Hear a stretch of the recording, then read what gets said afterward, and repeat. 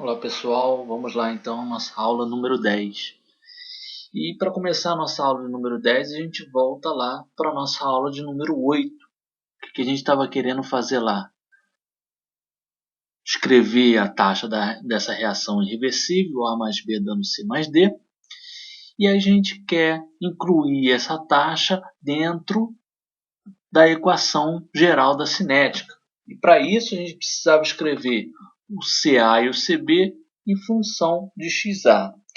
Para escrever o CA em função de XA, a gente já tinha definido isso nas aulas anteriores.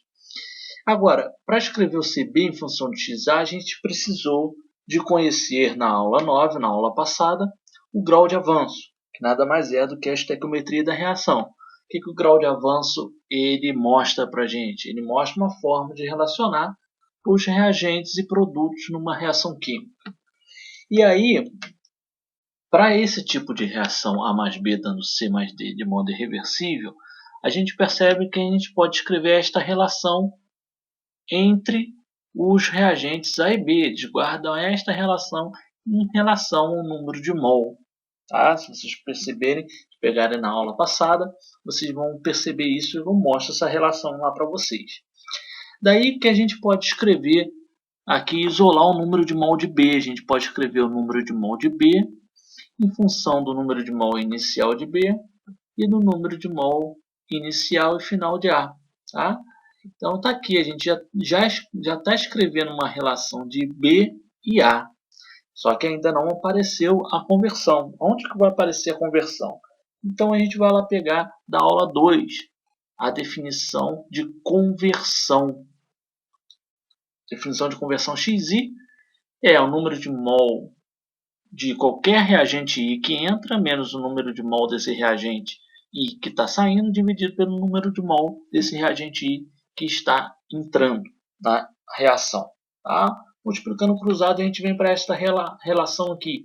Número de mol inicial do reagente menos número de mol final é igual a conversão do reagente vezes o número de mol inicial. Se a gente aplicar essa condição para o reagente A, a gente vai obter esta relação aqui para o reagente A.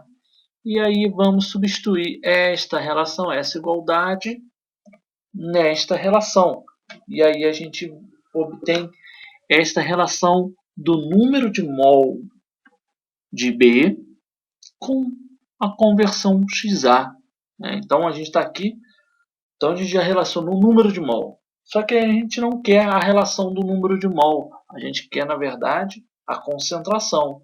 E aí a gente lembra que número de mol dividido pelo volume, isso é a concentração. Então a gente vai dividir toda esta equação pelo volume. Quando a gente faz isso, a gente obtém a concentração do reagente B em função da concentração inicial do reagente B, da concentração inicial do reagente A e da conversão do reagente A, que para a gente aqui é o reagente limitante. Tá bom?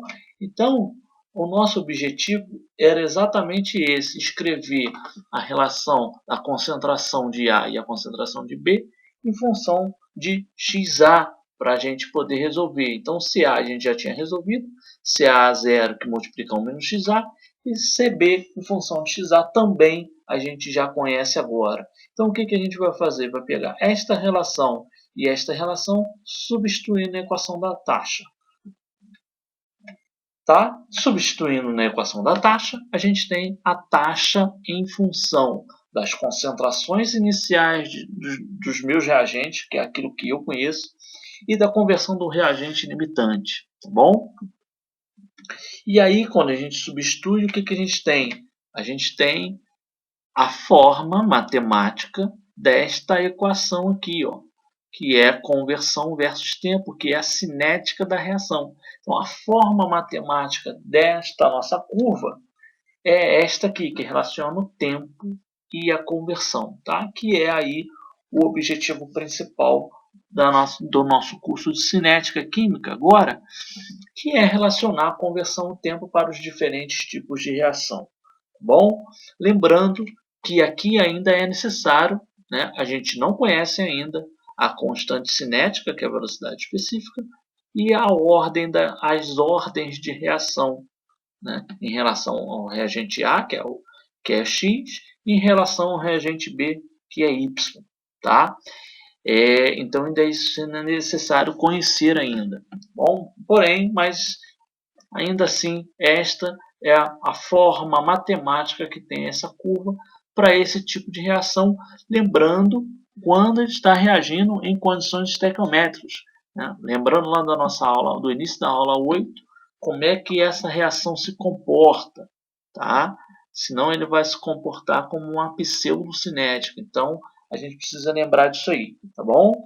Então, gente, é isso. Até a próxima. Um abraço a todos.